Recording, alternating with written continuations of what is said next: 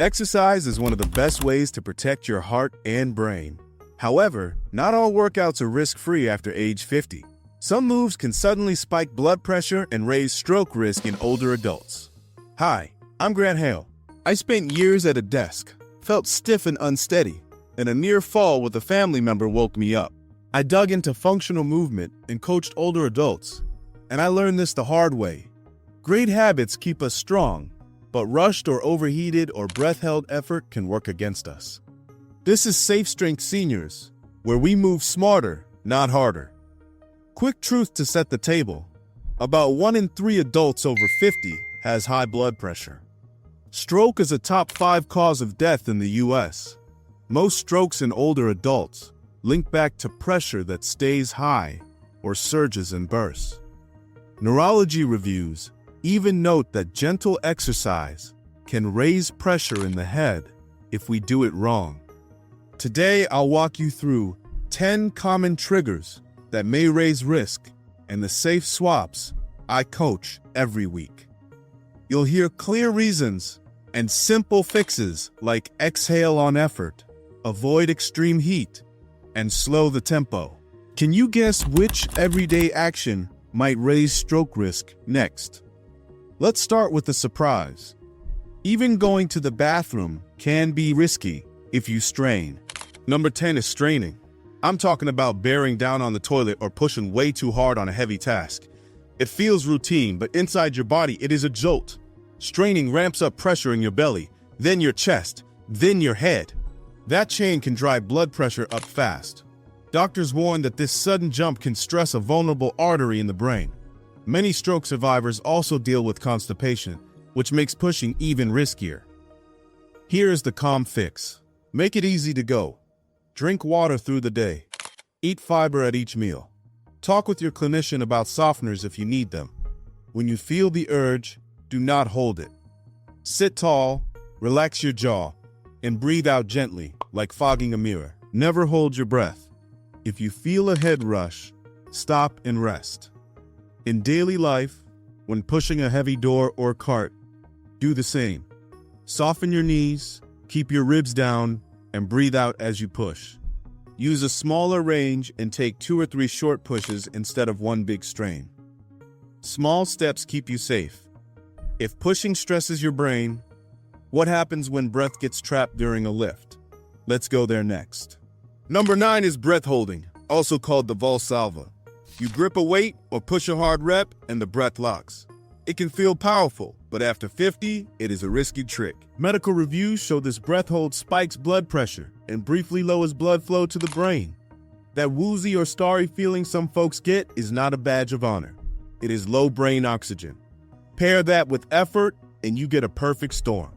In lab tests, pressure during heavy lifts can jump several times above resting, and breath holding makes the surge worse. My rule is simple. Exhale on effort every single time. Say the word out as you push. Count out loud on the way up. Breathe in through your nose on the way down. Slow the tempo so your breath can keep up. Try this on a chair sit to stand. Feet under knees. Inhale as you lower for a slow 3. Exhale as you stand for a slow 3. If you feel lightheaded, sit, breathe, and reset. Pain or sharp pressure is a stop sign. Never chase it. Now that we solved the breath, what about the lift itself when the weight is heavy and the rep is hard? That is number 8. Number 8 is heavy weightlifting. Big squats, deadlifts, heavy bench press. Strength is great, and I lift too, but heavy max efforts cause large pressure swings. In controlled studies, arterial pressure during a hard lift can soar to several times resting.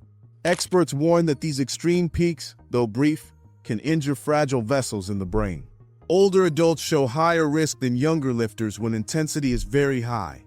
The fix is not to quit strength. It is to scale and breathe. Choose a weight you can move for 10 to 15 smooth reps, while you keep steady form and steady breath. Exhale on the hardest inch. Control the lowering for a slow 3. Pause, then press up for a slow 2. That slower tempo lets you use lighter loads and keeps pressure from spiking.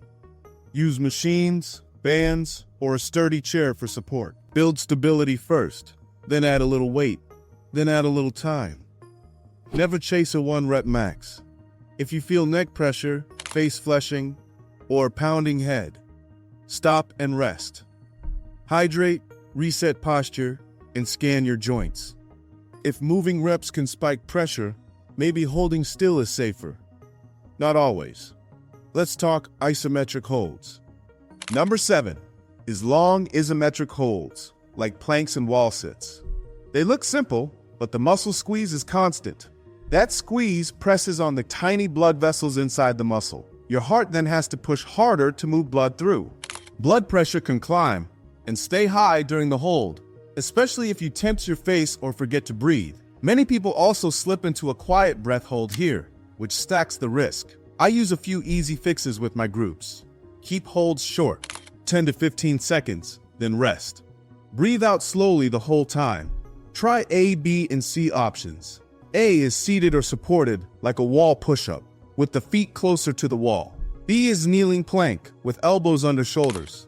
C is freestanding plank on a bench, not the floor, so it is higher and easier to breathe. Counts help. Inhale for 3 through the nose. Exhale for 4 through the mouth. Shake out the hands and soften the shoulders between rounds. If your head swims, stop right away and sit. Holding a pose can raise pressure. Now imagine turning up the room temperature at the same time. That is number 6. Number 6 is hot environments like hot yoga, steamy gyms, or outdoor workouts in high heat.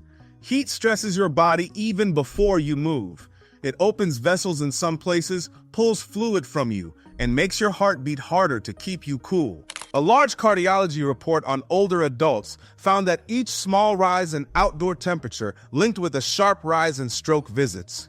The takeaway for us is clear. Heat and effort together make blood pressure control tougher. That combo can turn a normal class into a strain on your brain. Safer path. Choose cooler times of day. Use air conditioning or fans. Sip water before you feel thirsty. Slow your pace and shorten sessions when the room is hot. If the class is heated, consider a regular yoga class instead, or ask the instructor for non-strain options like gentle flows. Use the talk test. You should be able to speak a sentence without gasping. If you feel flushed, dizzy, or confused, stop, cool down, and rest in the shade. Quick favor while we are here in the middle. If this is helping, please subscribe for weekly safe routines and brain-friendly tips. Now let's switch gears to intensity without the heat. That is number 5. Number 5 is high dash intensity intervals, like sprints, burpees, or hard sprints. These push your heart and blood pressure up in seconds. That shock can be too much if your vessels are stiff or your pressure runs high. Cardiac guidelines say that sudden all-out efforts need caution after 50, and for anyone with hypertension. In short lab bursts, systolic pressure can shoot over 180 and even past 200 in some people during a 30th sprint. That peak fades, but the spike itself is the concern. Here's how I scale it. Warm up for at least 5 minutes. March in place, swing the arms, roll the shoulders. Then make it moderate intervals.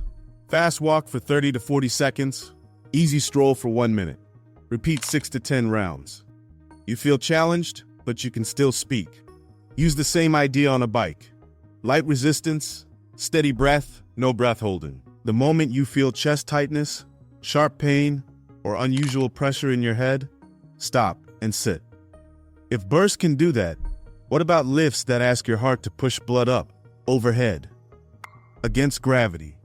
That is number 4. Number 4 is overhead and compound lifts like shoulder press thrusters or hauling bags upstairs. When you push weight above your head, your heart works harder to send blood uphill. Many folks also brace and hold their breath during the sticky part of the press. Studies on resistance exercise note bigger pressure swings with compound and overhead work compared with simple moves, especially when breath is held. You can still train the pattern, just make it safer. Sit tall on a sturdy chair for overhead presses.